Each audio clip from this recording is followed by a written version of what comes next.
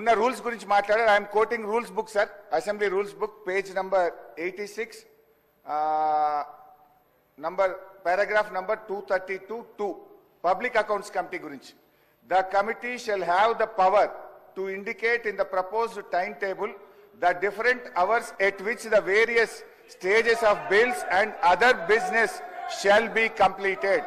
అంటే బిఏసి కమిటీకి పవర్ ఉంది.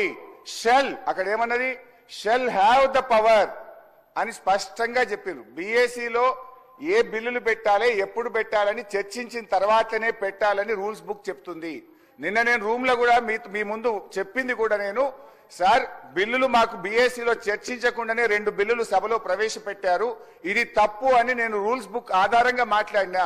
నేను రూల్ మాట్లాడినా కానీ బట్టి గారేమో లేని ఆవేశం తెచ్చుకొని కాంగ్రెస్ పార్టీ చేసిన అప్పులు బయటపడుతున్నాయని చెప్పి సభను తప్పుదో పట్టించడానికి వారు ఉపన్యాసం చేశారు. నేను ఉపన్యాసంలోకి పోను, నేను అప్పుల గురించే మాట్లాడతాను.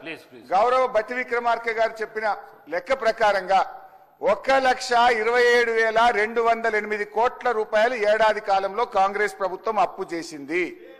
1,27,000 అంటే 5 ఏళ్లలో లెక్క పెడితే ఇది 6,36,000 కోట్లు అవుతుంది.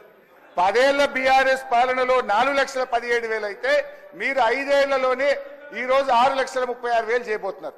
తర్వాత ఇంకొక విషయం నేను మీకు ద్వారా క్లారిఫై చేయాలనుకుంటున్నా. గౌరవనీయులు బట్టి విక్రమార్క గారు, మేము ప్రివిలేజ్ మోషన్ దేని మీద ఇచ్చామో మీరు క్లారిఫై చేయాలి. దాదాపు 20 మంది కాంగ్రెస్ బీఆర్ఎస్ ఎమ్మెల్యేలు అందరం మీ దగ్గరికి వచ్చి మేము ఇచ్చిన ప్రివిలేజ్ మోషన్ దేని మీద అధ్యక్ష మీరే చెప్పాలి.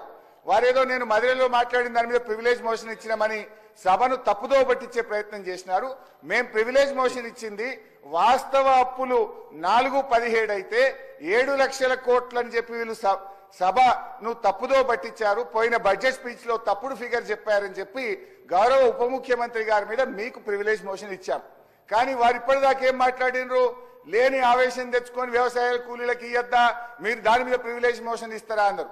తొందరగా ఈమనే మేము అడుగుతున్నాం. వ్యవసాయ కూలీలే కాదు 6 గ్యారంటీలు అమలు చేయండి. మొదటి శాసనసభలో చట్టబద్ధత తెస్తా అన్నారు, చట్టబద్ధత తేండి అని మేము అడుగుతా ఉన్నాం. అయితే అధ్యక్ష మీ ద్వారా మళ్ళీ నేను కోరుతున్నా, నేను బట్టి గారి సవాల్ను స్వీకరిస్తున్నా. ప్రివిలేజ్ మోషన్ అప్పుల మీద తప్పుడు ప్రచారం మీద మీకు ఇచ్చాము, దాన్ని ఈ శాసనసభలోనే అలో చేయండి. వీలైతే సభా కార్యక్రమాలు సస్పెండ్ చేసి ఇప్పుడే దాని మీద చర్చ పెట్టినా మాట్లాడడానికి మేము సిద్ధంగా ఉన్నాం. లేదు మీ కన్వీనియన్స్ ప్రకారంగా ఈ సమావేశాలు ముగిసే లోపు అప్పుల మీద మీరు చర్చ పెట్టండి. వాస్తవాలు రాష్ట్ర ప్రజలకు తెలవాల్సినటువంటి అవసరం ఉంది. దయచేసి మా ప్రివిలేజ్ మోషన్ ను మీరు అలో చేయాలని చెప్పి మిమ్మల్ని కోరుతా ఉన్నాం.